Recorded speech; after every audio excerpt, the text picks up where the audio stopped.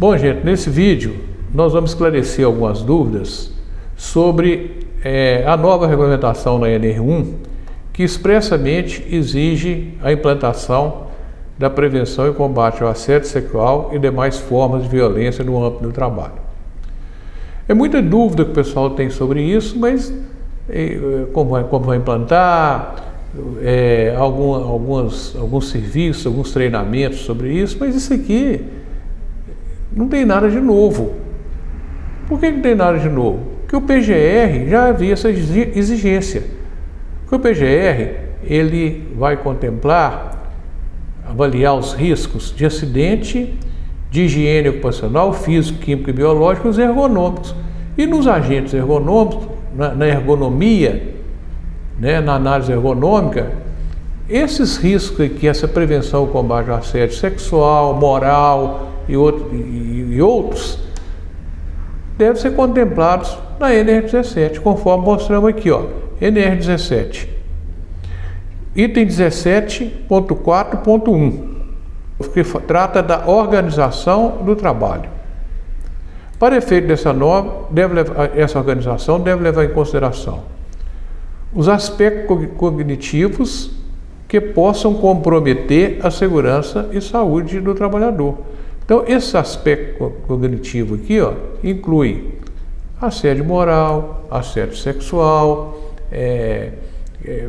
questões de outras pressões no trabalho, de outro estresse no trabalho, está tudo relacionado aqui.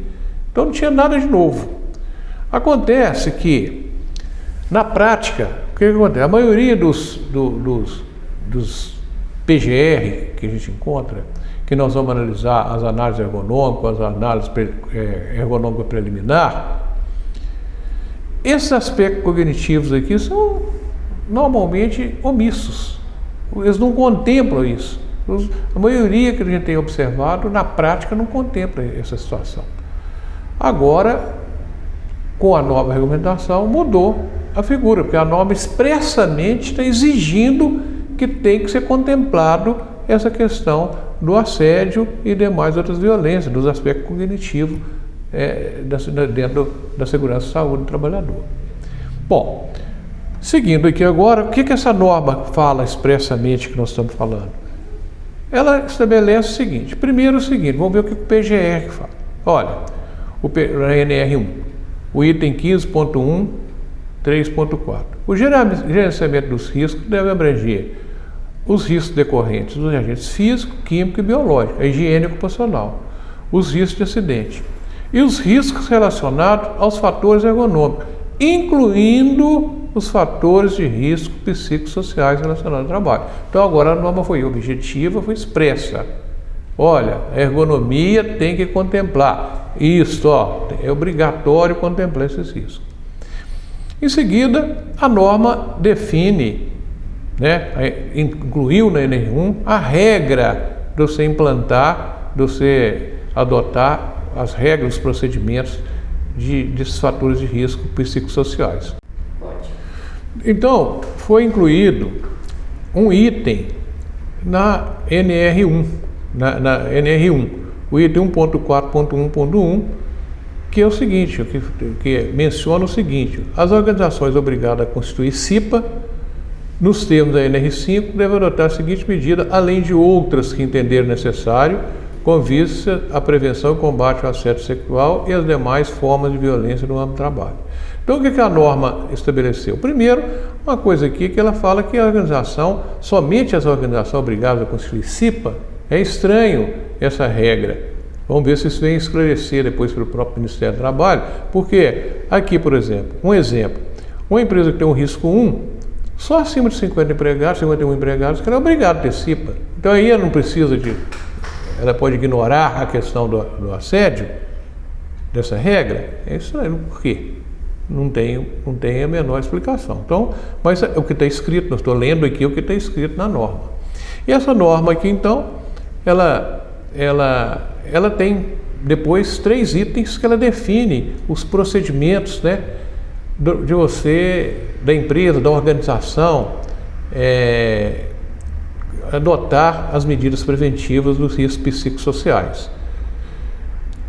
A letra A a norma fala que a empresa tem que colocar nas suas normas internas, no seu regulamento interno, regras de assédio e outra violência e ampla divulgação dentro da organização.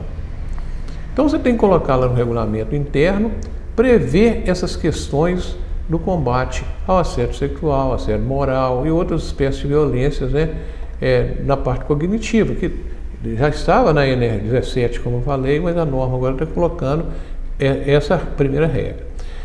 Ela coloca na segunda regra, na letra B, a questão das denúncias, que é uma das questões muito difíceis de se apurar, apurar esse tipo de assédios e outras espécies de violência. Então, ela prevê que então você pode fazer umas denúncias, né? E essas denúncias vai garantir o anonimato e vai gerar também sanções administrativas. Ou seja, a norma então está colocando uma regra bem clara, né? Para que haja a investigação, a identificação desses riscos. Lógico, aqui a empresa, quando implantar isso aqui, não é só colocar, eu vou colocar no meu inventário de risco assédio. Só colocar no inventário? Não, você tem que organizar. Quem vai receber essa denúncia? Né? Vai ter que colocar um comitê, talvez incluir, aproveitar a CIPA, não sei, pode ser uma situação, ela vai ter que, alguém vai ter uma comissão que vai ter que receber essas denúncias, né, para investigar os fatos. E no terceiro item, ela fala da capacitação, orientação e conscientização, em todos os níveis hierárquicos, com frequência pelo menos a cada 12 meses. Aqui a norma quer uma conscientização, uma campanha sobre assédio, todo tipo de assédio, sobre outras questões de violência, na organização do trabalho, do estresse, de várias coisas. Ela vai ter uma campanha anual, né? Uma campanha anual. Bom, então a norma aqui, ela colocou essas regras. E essas regras não é só colocar, eu vou colocar lá no inventário, não é colocar, você tem que implementar essas regras. E para implementar essas regras, na minha opinião, a empresa tem